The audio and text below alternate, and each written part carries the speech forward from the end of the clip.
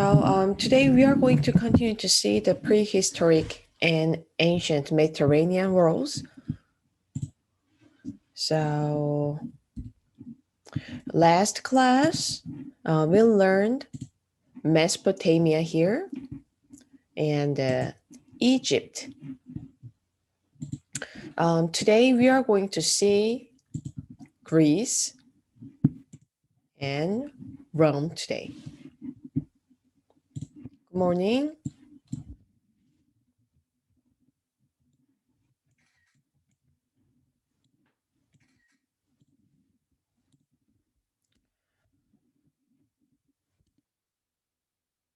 So in Mesopotamia, we saw city-states by Sumerian, First Empire by Akkadians, and the Second Empire by Babylonian, and Third Empire by Assyrians, and the Fourth Empire by Neo-Babylonian.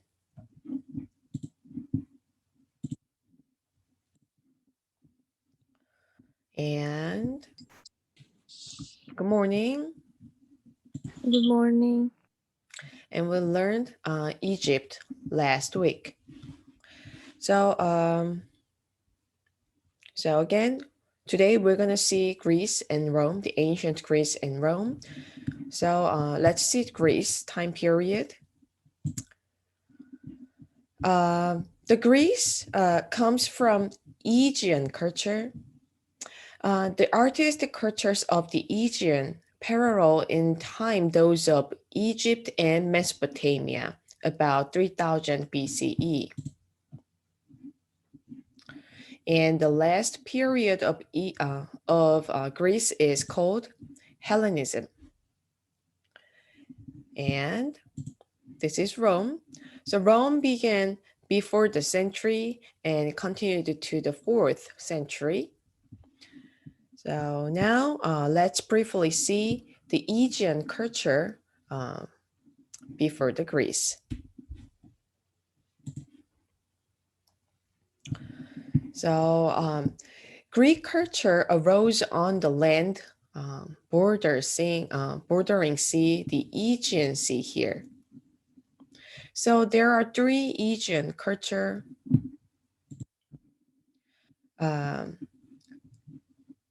Cycladic, and then Minoan, and Mycenaean.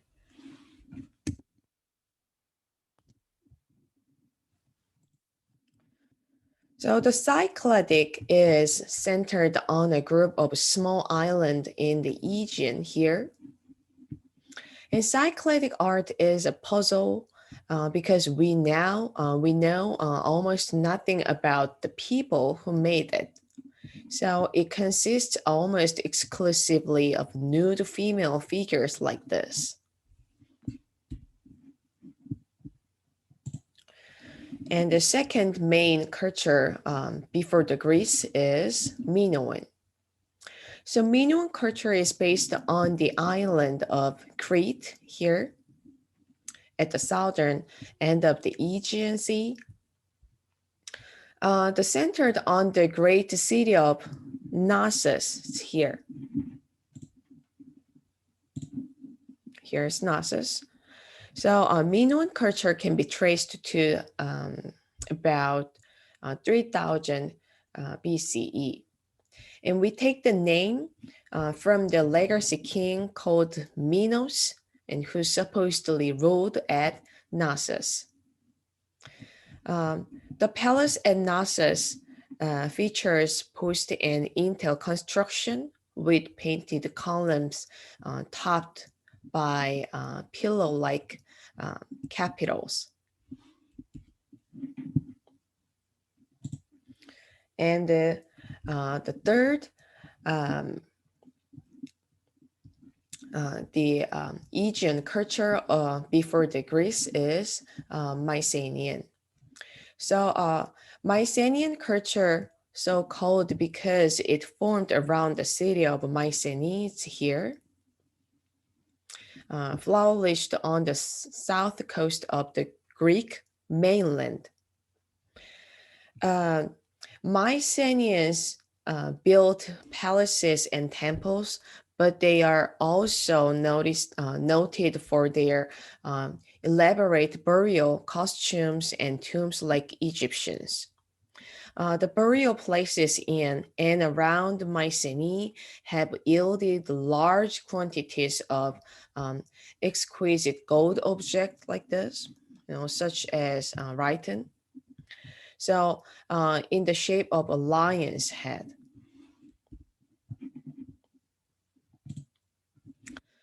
So, based on these three Asian major cultures, the Cycladic, the Minoan, and the Mycenaean, Greek art arose.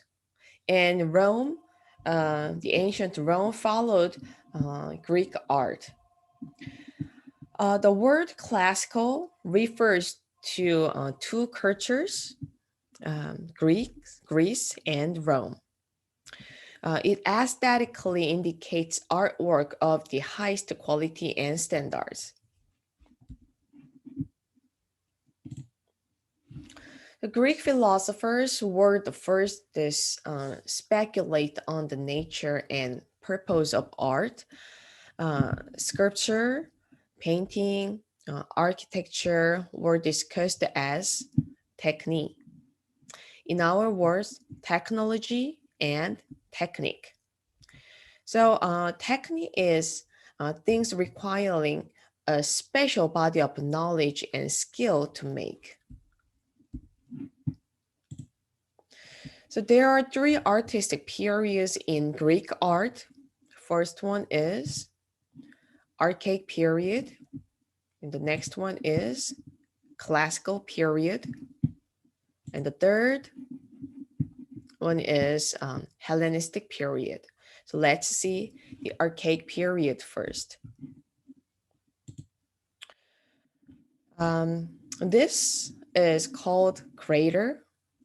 Crater is one of the many standard Greek pottery shapes in Archaic period, and a crater was a vessel used for wine.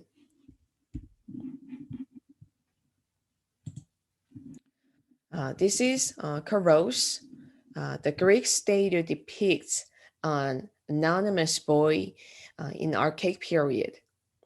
Thousands of such figures were carved, all of them in the same pose and all nude, young, and idealized with broad-shouldered, slim waist and bodies. The Greek female statue is called Kore.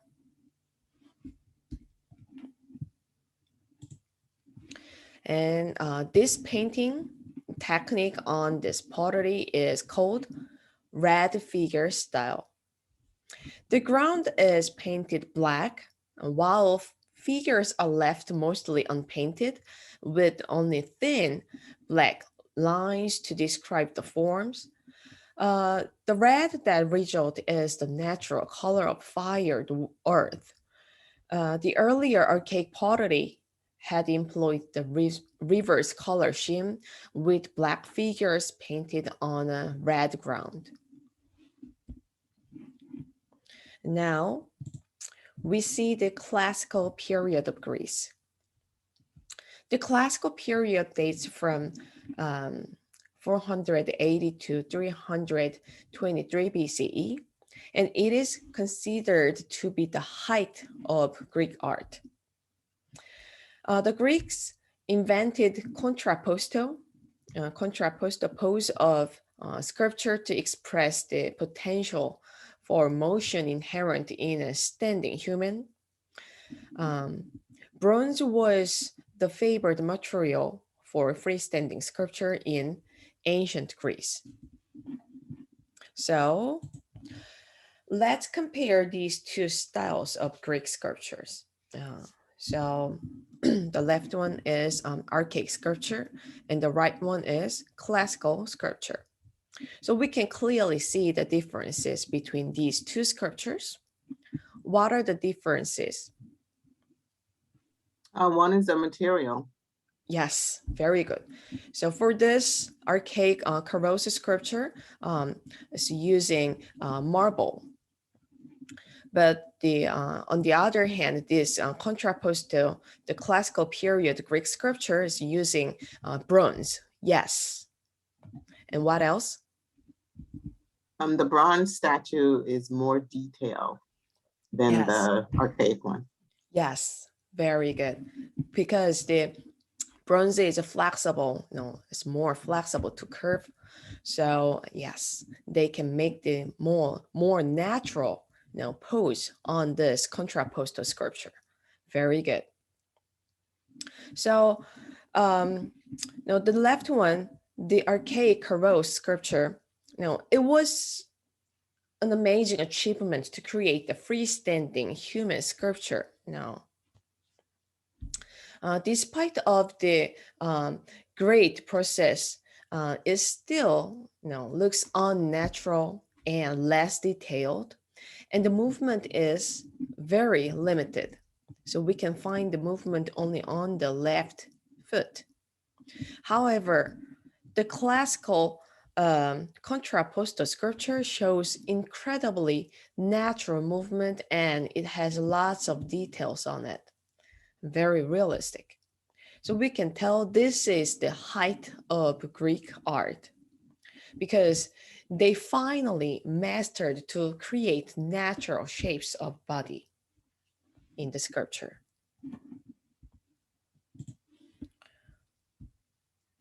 And although all ancient Greek and Rome art is broadly known as classical, the art produced during classical period of Greek was considered by later European scholars to be the finest of the finest. Athens was the cultural and the artistic center at this time. In Athens, which was chef of the city-states, had been built around the high hill Acropolis. So this is Acropolis.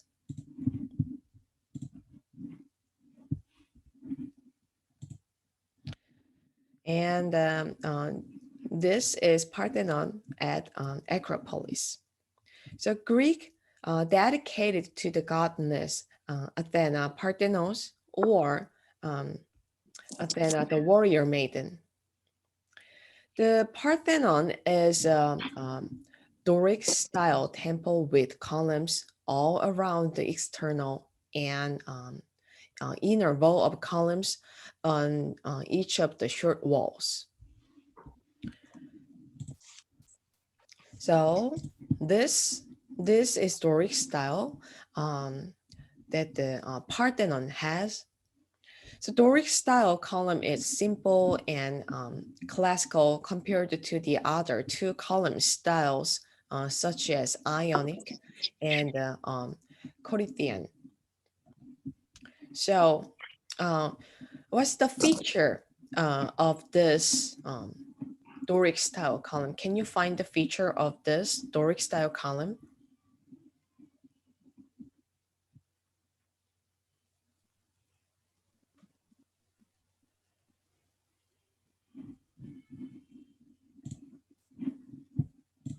Well, compared to the other two, it seems pretty plain.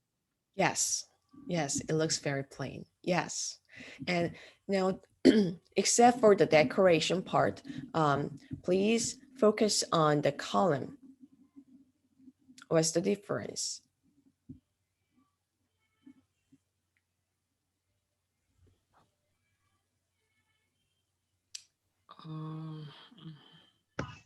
It's slender from the top and it's wider from the bottom.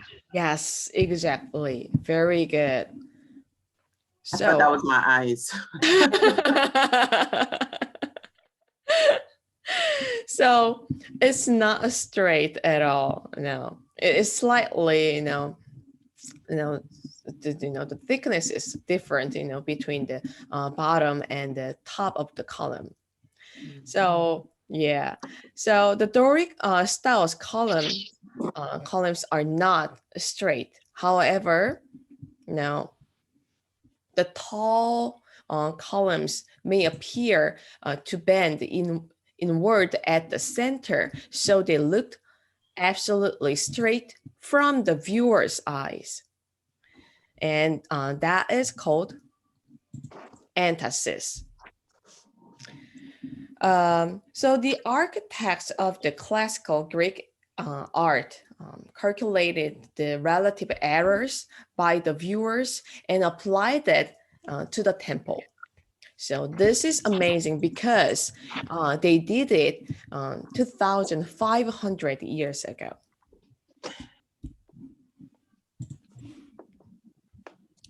And the last period of Greek art is called Hellenistic. And it begins about 323 BCE. And this style emphasizes balance and restraint while also favoring dynamic poses and extreme emotion. So let me show you how they look like this. Sculpture of this era poses with theatrical quality and complex poses. There is a video about Hellenistic art in Moodle Room, so please watch it to see more beautiful Hellenistic art. So now we can recognize the different styles by the Greek art period. So the archaic period shows the limitation of the movement since the lack of sculptural technique. And the classical period shows the completed technique to create natural and classic freestanding sculpture.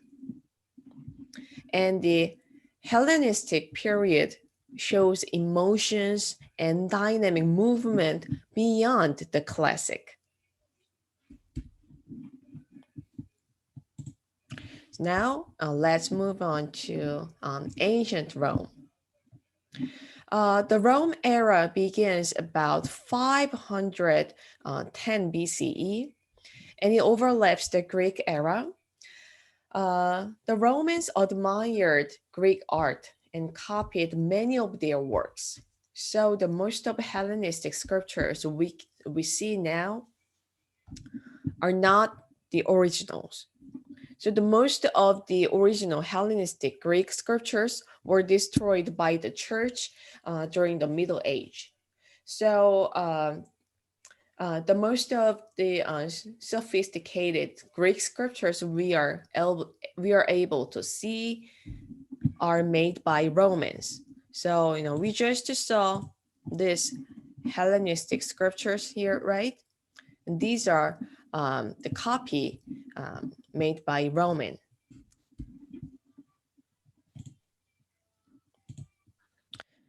So Roman art tends toward realism. So as you can see on the left wall painting, all the figures look very natural and realistic. And the Romans were best known for their architecture and engineering. So their most famous monument is the Colosseum. This is it. So the Colosseum covers over 6 acres, and it has 80 arched entryways and exits. And it's accommodated over 50,000 people. So this is the inside of view. So it's truly a symbol of Rome. So that's it for the prehistory and ancient Mediterranean world chapter. So I hope you enjoyed to see all the ancient art through this chapter. And we have a discussion today, which is a little bit time consuming. So this is today's topic. So please go to week 10 and find the discussion 10.1. And please discuss the architecture of the ancient Greeks and Romans and what advancements each culture make in buildings. And why are these works still considered such marbles today. So you need to research for that. So take your time and do not, write it too long. It's just, find some architectures from the ancient Greeks and Romans, and then please discuss about the features of the buildings and why the works are still considered such marbles today. Please post your discussion